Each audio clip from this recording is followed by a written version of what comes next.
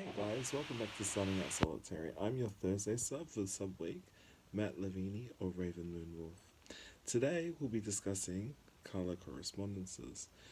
So with color correspondences, it's always important to find what the colors mean to you specifically. So how I've done this in the past is through a meditation journey where I've sat with the color and assessed how it makes me feel or what I connect it to. So, some color correspondences, such as black, for me, is for protection, and it's also for general magic. Black for me, is a good color for banishing any negativity or for protection.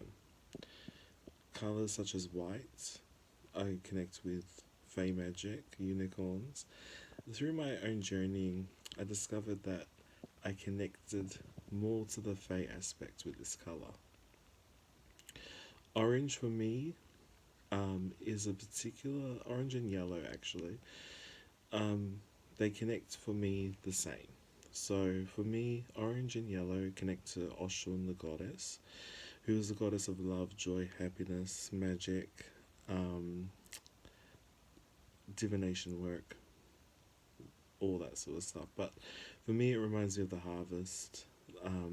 I connect that with the harvest, the autumn leaves, the oranging and the yellowing of the leaves at different time, like at that time of the year. But in particular, I also associate it with joy and happiness because I connect the yellow with the beach, which is where I'm always the most happiest. And the orange is like almost like new passions, bringing in that love aspect of Oshun. I see it, I feel it as like a fire that burns within the soul, ready to come out and to enjoy life. That the tango, the dance, all that sort of stuff. And it's not quite passionate love, but it's still that passion, that drive, all that sort of stuff. And then reaping the harvest, the orange pumpkins. So I really just try to connect with how it makes me feel with when I see the color or through meditation. Red for me is definitely love, sex, all the like all that passionate love. And then we have blue, which I associate with healing. This one's a bit different, even though, as I said like just before, that I try to connect with them on an individual basis. But this one in particular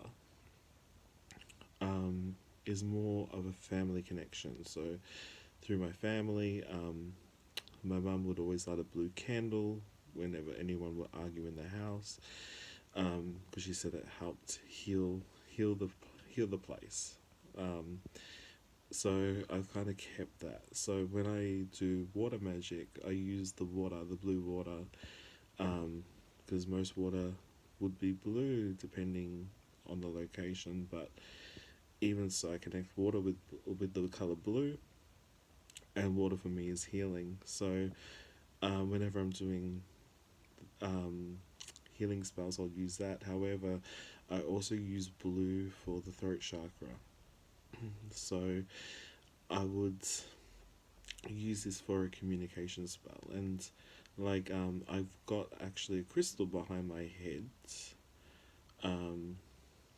which I probably can't reach, but lapis lazuli, which is blue, which is also for communication. So sometimes these color correspondences also go hand in hand with my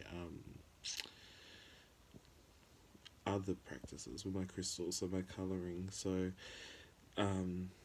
red crystals I'll use for love, and orange and yellow I'll use for happiness. And then we move on to green, which for me is growth. So I see like the seedlings, they're green, they're bright green. It's all that growth for that manifestation. Also grounding. You think of a plant, not only does it grow, but it forms solid roots into the earth.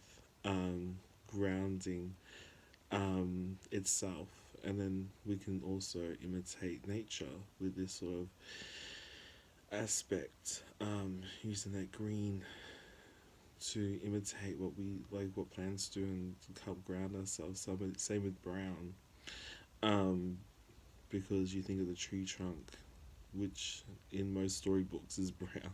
That's how I get it. Um, and then we have various other colors along the spectrum.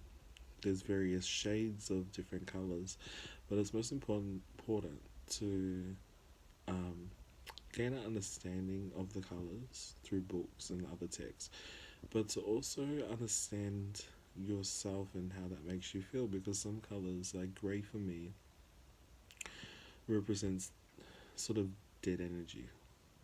The reason why is because a lot of the times I'll be in country Victoria during the winter period, especially one time when I was at uni and I had to go to the Bendigo campus, which for the Aussie witches out there who live in Melbourne will know that Bendigo is a couple of hours out of Melbourne. It's a rural inland city, and Melbourne's the capital of our state here in Victoria, near the coastal line. So going inland, everything would be grey with the mist and the fog, and the trees would appear to be grey and dead. So that's why I associate with that, with dead energy. So I don't really use grey in my workings. I try to use other colours. Like this scarf may appear to be grey, but it's actually a bluey black colour. Um, and yeah, no, so grey doesn't work for me. And then there's other witches who may associate, like, may feel that sort of way about another colour.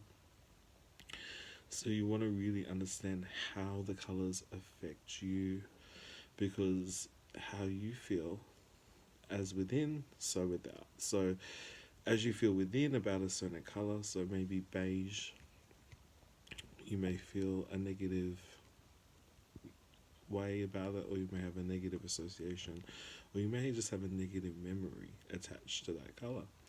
So you don't want to be using that within your spell working, because as I said, as within so without, what we're changing out here has to come from within here. So we've got to make sure that how we feel in here reflects what we're putting out. So as we feel here, we're putting out into the world. We don't want to be maybe feeling a bit shit about ourselves with that particular colour and projecting that out. So I hope that all made sense, and hopefully that will help someone along their journey with colour correspondences. And we're coming up to Beltane here, but the veil is thinning. If I don't see anyone on here before Beltane, happy Beltane, happy Samhain for the Northern Hemisphere witches, and blessed be.